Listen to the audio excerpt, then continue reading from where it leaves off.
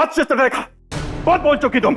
अपने जीवन से संबंधित ऐसे महत्वपूर्ण निर्णय लेने का तुम्हें कोई अधिकार ही नहीं है पुत्री। तुम्हारे लिए योग्य वर, उचित जीवन साथी ढूंढने का दायित्व केवल मेरा है। अभी आप शांत हो जाइए महाराज। कैसे शांत हो जाऊं महारानी? कल सुबह इस राजमहल में स्वयंवर है और आपकी ये लाडली देखिए इसे अपने जीवन साथी का चयन कर चुकी है। आपने पहले क्यों नहीं बताया मुझे ये सब कुछ? बस इसलिए कि पहले हमें ये लगा कि ये इसकी नादानी है, पर आज सभा में हमने जब सम्राट विक्रमादित्य को अपनी आंखों से देखा तब हमें यकीन हो गया कि मेरी पुत्री के हृदय में पनपा ये आकर्षण अनायास नहीं था। विधाता ने तो सब कुछ तय कर रखा है। पहले से तय? केवल कल प्रातःकाल होने वाला स्वयंवर है महारानी, और कुछ नहीं। आपसे विनती है महाराज कि कल होने वाले स्वयंवर को स्थगित कर दीजिए और चित्रलेखा का विवाह सम्राट विक्रमादित्य से कर दीजिए। नहीं, कभी नहीं महारानी। सब कुछ वैसा ही होगा जैसा कि मैंने पहले तय किया था। और ये बात आप दोनों भी अच्छी तरह से समझ लीजिए कि इस स्वयंवर के बिना राजकुमारी का विवाह हो ही नहीं सकता। समय रहते आप दोनों अपनी अपनी इच्छाओं को भुला डालिए, बस। पिताश्री, आप चाहे कुछ भी कर लीजिए, हमारे स्वयंवर की शर्त तो यही जीतेंगे और हमारा विवाह भी इन्हीं से होगा, हमारे सपनों के राजकुमार।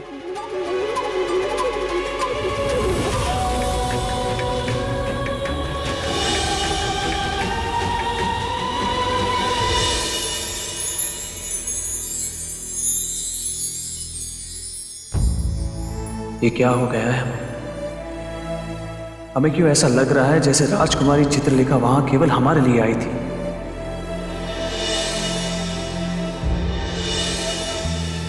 उस एक पल में उनका ऐसा कौन सा जादू हम पर चल गया कि वो एक पल हमें जन्मों जन्म का पल लगने लगा।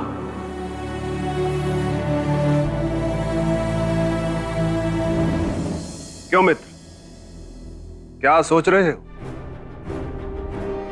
कुछ भी नहीं मित्र मार्तंड। छुपाइए मत मित्र, मैं पढ़ सकता हूं आपके मन के भाव। ये क्या कह रहे हो मित्र? आपके मन में मोह ने जन्म ले लिया है। मोह? किसके प्रति? राजकुमारी के प्रति। सच कह रहा हूं ना मैं? और कुछ भी हो मित्र, आप अपने दिए हुए वचन के सच को मत भुलाइएगा। मित्र, पृथ्वी सूर्य के चारों ओर घूमना भूल सकती है, परंतु हम अपने वचन को कभी नहीं भूल सकते। पर उस वचन से होने वाले हित और अहित के विषय में सोचना, यह हमारा धर्म अवश्य है। सोचिए, अवश्य सोचिए। मैं आपको सोचने से नहीं रोकूंगा, परंतु स्वयंवर में भाग लेने से अवश्य रोकूंगा। आप स्वयंवर में भाग नहीं लेंगे, वहां केवल मैं जाऊंगा। आप केवल अपनी योग शक्ति के द्वारा अपने आप को मेरे शरीर में स्थापित करेंगे, बस। और स्वयंवर की शर्त आप पूरी करेंगे? हाँ बिल्कुल, तभी तो मैं विवाह कर सकूंगा राजकुमारी चित्रलेखा से। परंतु ये योग शक्ति का अपमान नहीं होगा मित्र? योग शक्ति का अपमान या राजकुमारी के प्रति उपजे मोह का अपमान? नहीं मित्र, हम तो ये सोच रहे हैं कि महाराज धर्मदत्त और राजकुमारी के साथ कोई छल ना हो जाए। मित्र, ऐसा करके छल तो आप हमारे साथ कर रहे हैं। साफ साफ बोलिए कि मोह जाग गया है। तोड़ दीजिए वचन, लौट जाइए वापस। नहीं मित्र, हम यहां लौटने के लिए नहीं आए। तो फिर इस शुभ अवसर पर ये धर्म अधर्म, छल, माया, मान अपमान जैसी अशुभ बातें मत कीजिए। राजकुमारी को पाने से बड़ा सम्मान दूसरा कुछ भी नहीं है मेरे लिए। आप केवल अपने वचन को पूरा करने के लिए अपने मन को तैयार कीजिए, बाकी जो होगा मैं देख लूंगा।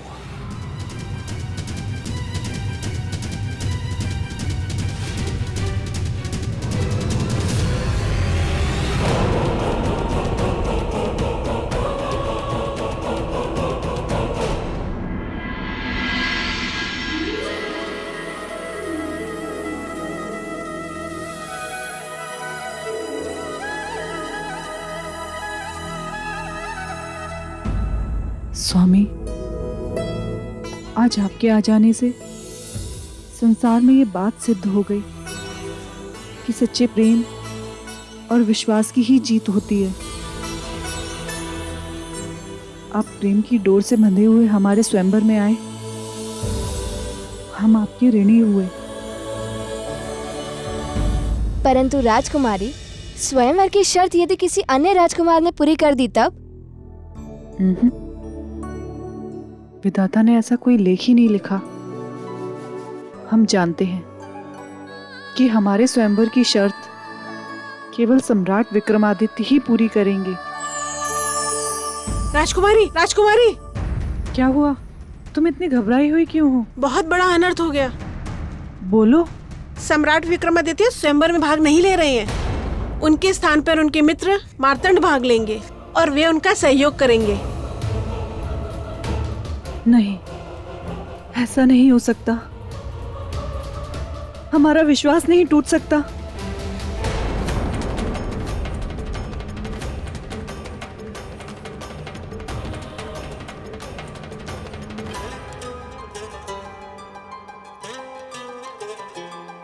पुत्री, कहाँ जा रही हो इस तरह सुध-बुध खोकर?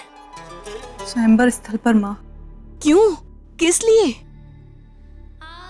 ये पता करने कि जिसकी हमें वर्षों से प्रतीक्षा थी, वो हमारे जीवन के द्वार पर आकर भी हमारे जीवन की निर्णायक घड़ी से अलग क्यों हो गए? पुत्री, तेरी बातें मुझे समझ में नहीं आती।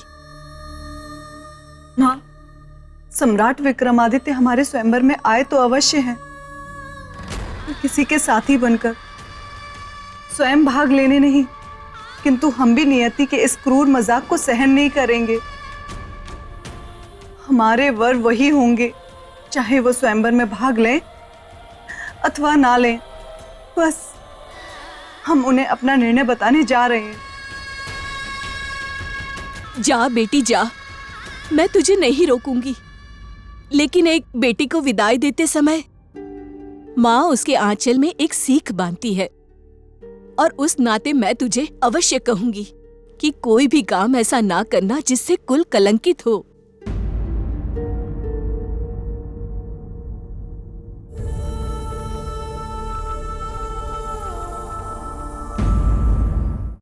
राजन, क्या करेगी राजकुमारी चित्रलेखा?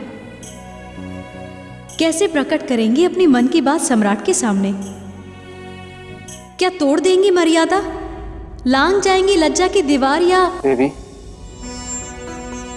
प्रेम को प्रकट करने के लिए, उसे जताने के लिए ना तो किसी मर्यादा को तोड़ने की आवश्यकता होती, ना किसी शब्दों की सहायता की।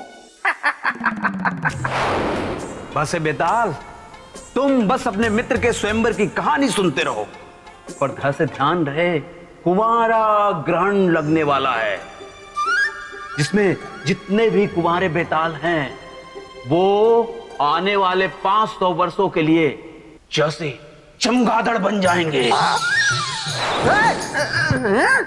मस्तिष्क कुमार, ये क्या बात हुई? नहीं नहीं नहीं नहीं, मुझे चमगादड़ नहीं बनना है, वो भी 500 वर्षों के लिए। बिल्कुल नहीं, पहले राजा भोज का निराकरण करके आता हूँ, उसके बाद निपटूंगा इस कुंवारा ग्रहण योग से। हाँ हाँ, प्रेम तो हलवा है जिसे कोई भी उठाएगा और गप से खा जाएगा। बेताल। देवी, देवी, क्षमा देवी, क्षमा। वो देवी, अगर आप अनुमति दे तो मैंने ना राजा भोज की प्रशंसा में कुछ पंक्तियां लिखी हैं, बड़ी मेहनत से। मैं सुनाना चाहता हूँ, मैं निवेदन कर रहा हूँ, मुझे अनुमति दीजिए ना। ठीक है, सुनाओ। धन्यवाद देवी, धन्यवाद। हाँ तो राजन सुनिए मेरी पंक्तियां। एक था राजा महाहठी, जीवन में उसके एक घटना घटी, चला पता उसको कि है एक सिंहासन, पाने के लिए फिर उसको उसका मचल उठा मन, सोचा उसने कि इस सिंहासन पर अब मैं बैठूंगा और फिर सारी दुनिया के सामने ऐसे ऐठूंगा। पर वो राजा भूल गया कि पथ बहुत है विकट, इतना आसान नहीं है पहुंचना उस सिंहासन के निकट। क्योंकि उस सिंहासन का रक्षक है एक बेताल, जो गलने नहीं देगा कभी उस राजा की दाल।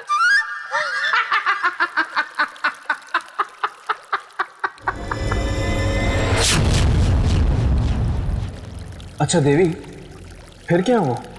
राजन, राजकुमारी चित्रलेखा सम्राट से मिलने पहुंची और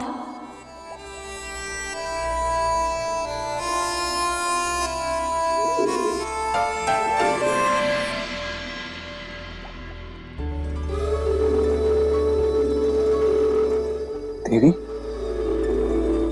आप यहाँ? जहाँ संगीत वहाँ सरगम, जहाँ दिया वहीं बाती, और जहाँ कंठ वहीं वाणी।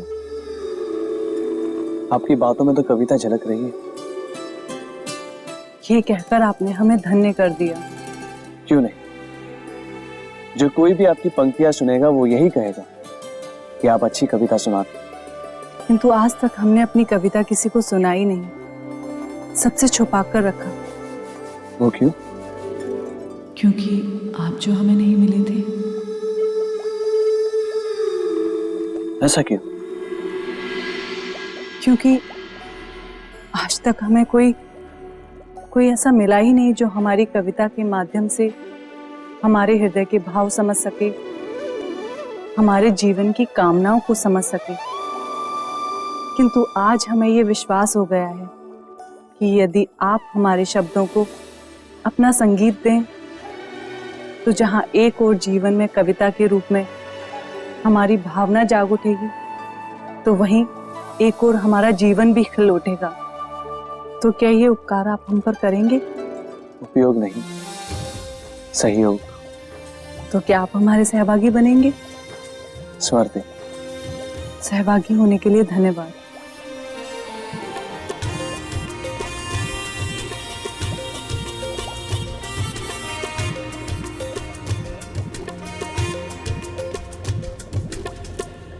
बचपन बीता यौवन आया,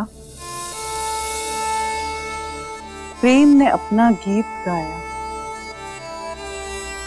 खोजा ढूंढा बहुत प्रेम को, जब नहीं मिला तो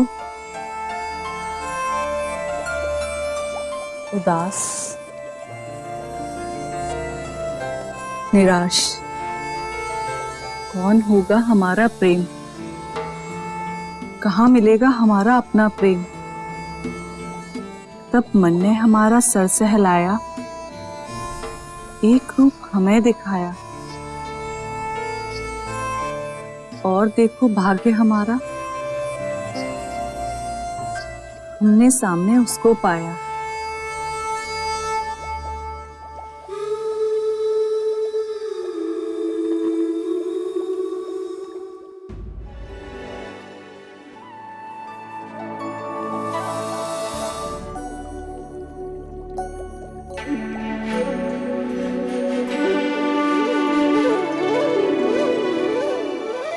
देवी,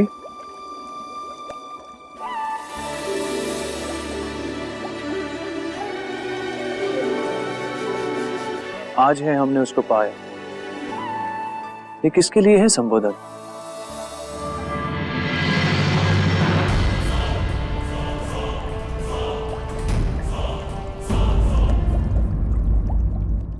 आज है हमने उसको पाया, ये किसके लिए है संबोधन?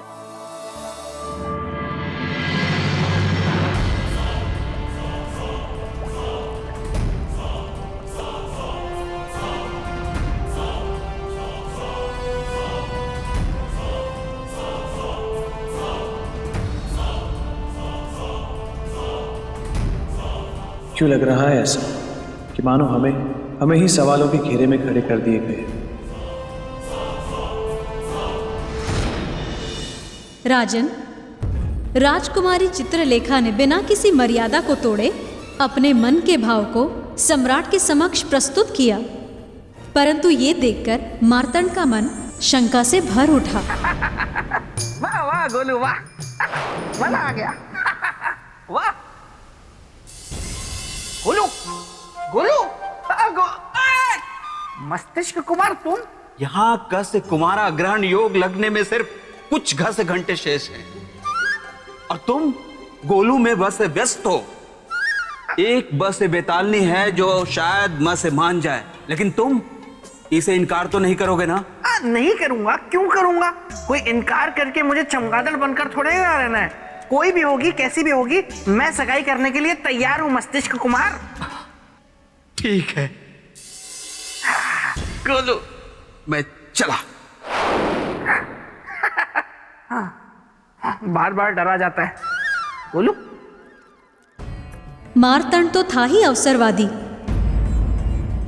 इसलिए उसने इस मिलाप के संबंध में सम्राट से कोई प्रश्न भी नहीं किया। समझा देव, मार्तंड ये जानता था कि जिसके साथ वो ऐसा कर रहा है वो धर्मप्रिय है, और जो कर रहा है वो अधर्म। हाँ राजन, उसे भय था पूछताछ से कि कहीं सम्राट विक्रमादित्य क्रोधित हो गए तो सब बिगड़ जाएगा, इसलिए उसने उस बात की अनदेखी की।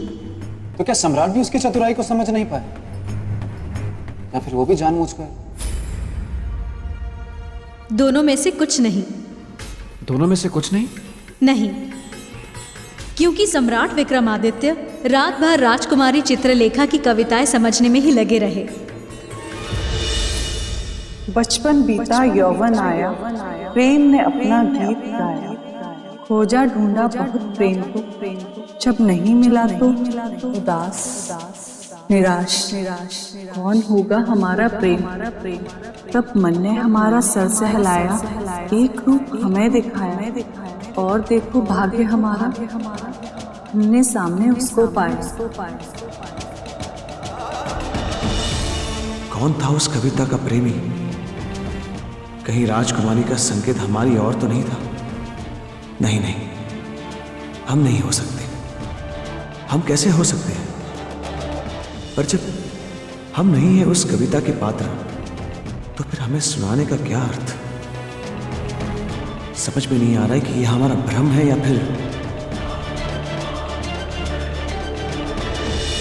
इसी उधेड़-बुन में सम्राट की पूरी रात बीत गई। उनका ध्यान तब टूटा जब प्रातःकाल स्वयंवर का बिगुल बजा।